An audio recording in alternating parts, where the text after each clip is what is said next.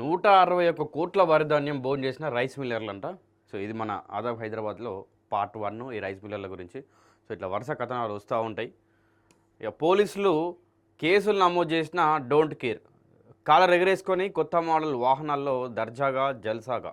ఇక చక్కర్లు కొడుతున్న రైస్ మిల్లర్ల యాజమానులు గత ప్రభుత్వం 10% డిపాజిట్‌తో వడ్ల సరఫరా. ఇదే మిల్లు యాజమానులకు కల్పవృక్షమైంది.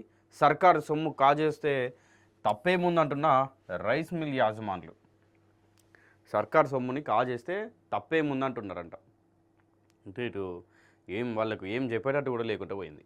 ఇక కామారెడ్డి జిల్లాలో రైస్ మిల్ యాజమానులకు పౌర సరఫరాల కార్పొరేషన్ కర్షకుల వద్ద కొనుగోలు చేసినటువంటి వడ్లు రైస్ మిల్లులకు తరలిస్తే వడ్ల గింజను బియ్యంగా మార్చి ఇవ్వాల్సిన రైస్ మిల్ యాజమానులు 161 కోట్ల పైచిలుకు బియ్యం సరఫరా చేయాల్సి ఉండగా బోన్ చేసి ఉద్దేశపూర్వకంగానే ప్రభుత్వానికి డబ్బులు ఎగ్గొట్టి దర్జాగా తిరుగుతున్న కామారెడ్డి జిల్లా రైస్ మిల్ యాజమానులు భాగవతం ఒకసారి మనం ఇప్పుడు చూసే ప్రయత్నం చేద్దాం. సో, ఒకటి కాదు, రెండు కాదు, 161 కోట్ల ఈ వరి ధాన్యాన్ని వీళ్ళు ఆ డబ్బును 160 కోట్ల విలువైన వరి ధాన్యాన్ని వీళ్ళు మింగేసారు.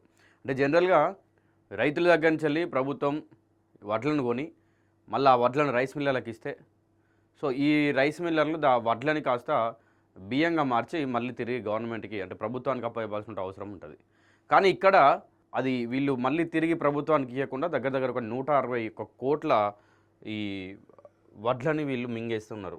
ఇక పోలీస్ కేసులు నమోదైన ప్రభుత్వానికి చెల్లించాల్సిన డబ్బులు మాత్రం చెల్లించడానికి రైస్ మిల్ యాజమానులు ముందుకు రావడం లేదు. కామారెడ్డి జిల్లాలో 180కి పైగా రైస్ మిల్లులు ఉండగా కర్షకులు పండించిన వడ్లను జిల్లాలో సుమారు 120కి పైగా రైస్ మిల్లులకు జిల్లా సివిల్ సప్లై కార్పొరేషన్ వడ్లు సరఫరా చేయగా బియ్యం గింజగా మార్చి సివిల్ సప్లై అధికారులకు సరైన సమయంలో సరఫరా చేయాల్సి ఉండగా 92 రైస్ మిల్లర్లు ఇది బియ్యాన్ని సరఫరా చేయకపోవడంతో ఇప్పటివరకు 42 రైస్ మిల్లులపై కేసులు నమోదైనాయి. వివిధ పోలీస్ స్టేషన్లలో ఎఫ్ఐఆర్లు నమోదైనప్పటికీ రైస్ మిల్ యాజమానులు మాత్రం ఏమాత్రం చట్టానికి భయపడకుండా యథేచ్ఛగా కాలరెగరేసుకొని సభ్య సమాజంలో తిరుగుతూనే ఉన్నారు. ఎఫ్ఐఆర్ల రద్దు కోసం రైస్ మిల్లర్ యాజమానులు హైకోర్టును ఆశ్రయించగా హైకోర్టు తిరస్కరించింది. సుమారు 100 పేజీలతో కూడిన సుదీర్ఘమైన అంశాలను ప్రస్తావిస్తూ పోలీసులు నమోదు చేసిన ఎఫ్ఐఆర్ల రద్దు పిటిషన్ కొట్టివేస్తూ తీర్పు తెలియజేసింది. అయినప్పటికీ పోలీసులు ఈ అంశాన్ని ఆర్థిక నేరాల కోణంలో చూస్తూ ఇప్పటివరకు ఏ ఒక్కరిని అరెస్ట్ చేయలేదు.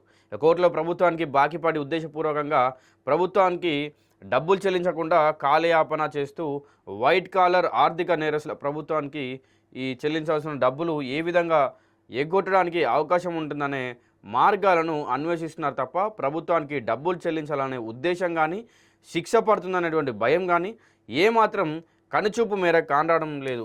10% డిపాజిట్తో డబ్బుల పండుగగా మారి జీవన విధానంలో విలాసవంతమైన వాహనాల్లో తిరుగుతూ మెడలో బంగారు గొలుసులు, చేతులకు ఉంగరాలు, బ్రాస్లెట్లు ధరించి జల్సా జీవనం వైపు అడుగులు వేశారని రాజకీయ పార్టీ నాయకులు అంటున్నారు. ప్రభుత్వం పదునైన రీకవరీ చట్టం తీసుకొస్తే డబ్బులు రీకవరీ చేయడం సాధ్యమేనని చెప్పి పలువురు జిల్లా స్థాయి అధికారులు మండిపడుతూ ఉన్నారు. ఇక ఇదే అదులుగా భావించిన రైస్ మిల్లర్ యాజమానులు ముందస్తు బెయిల్ కోసం హైకోర్టులో ముమ్మర ప్రయత్నాలు కొనసాగిస్తున్నారు. కేసులు నమోదైన రైస్ మిల్లర్ల వివరాలు మరో కథనం ద్వారా అంటే పార్ట్ 2 ద్వారా మేము ముందుకు తీసుకొస్తాం ఆదాబ్ హైదరాబాద్ తరఫున.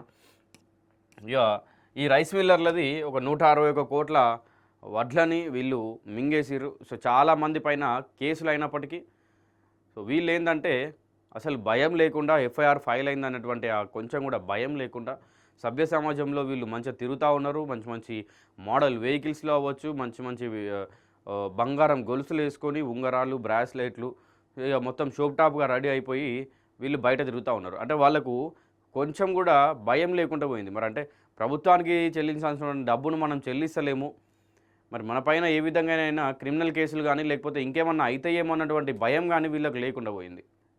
అంటే ప్రభుత్వానికి 161 కోట్ల నష్టం ఈ రైస్ మిల్లర్ల తరపున వాటిల్లిందంటే సో ఇంకా ఇవి ఇప్పుడు ఏ మేరకు వాళ్ళు అందరూ కుమ్మకైపోయి చేసిరు అనేది ఒకసారి అర్థం చేసుకోండి. ఎందుకంటే ఒక క్వింటానో 2 క్వింటాలో లేకుంటే ఒక 50,000 1,00,000 రూపాయలు అంటే అసలు దాన్ని పరిగణలోకి కూడా తీసుకోరు ఎవరు. 161 కోట్లు అంటే మామూలు విషయం ఏం కాదు. సో చూద్దాం మరి. అంటే ఇప్పుడు 92 రైస్ మిల్లర్ల పైన కేసులు నమోదైనాయి. దాంట్లో ఇక కొంతమంది ఏంటంటే హైకోర్టుకు పోయిర్రు. అంటే మాకు బెయిల్ కోసం అని చెప్పి సో వాళ్ళు హైకోర్టు తిరస్కరించింది వాళ్ళను. కేసులు ఖచ్చితంగా వాళ్ళపైన వేయాల్సిందే. ఎందుకంటే వడ్లు అనేది రికార్డుల్లో వీళ్ళు ప్రభుత్వానికి అప్పచెప్పినప్పుడు లేదు.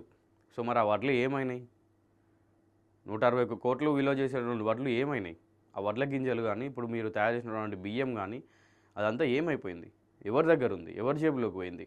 ప్రభుత్వానికైతే మీరు మళ్ళీ రిటర్న్ అప్పగించలేదు గదా! రిటర్న్ ఇయ్యలేదు గదా బియ్యం. లెక్కలో మాత్రం మీరేదో తారుమారు చేసి చూపిస్తా ఉన్నారు. సో అట్లా ఖచ్చితంగా గూడా మరి వీళ్ళ పైన ఎట్లాంటి ఇంకా చర్యలు తీసుకుంటారో ఒకసారైతే మనం వెయిట్ చేయాల్సింది. అయితే ఈ పూర్తి వివరాలతోటి అసలు ఏ రైస్ మిల్లర్ల పైన ఎట్లాంటి కేసులు అయినాయి అనే దానిపైన గూడా పార్ట్ 2 ద్వారా మేము ముందుకు తీసుకొస్తాం.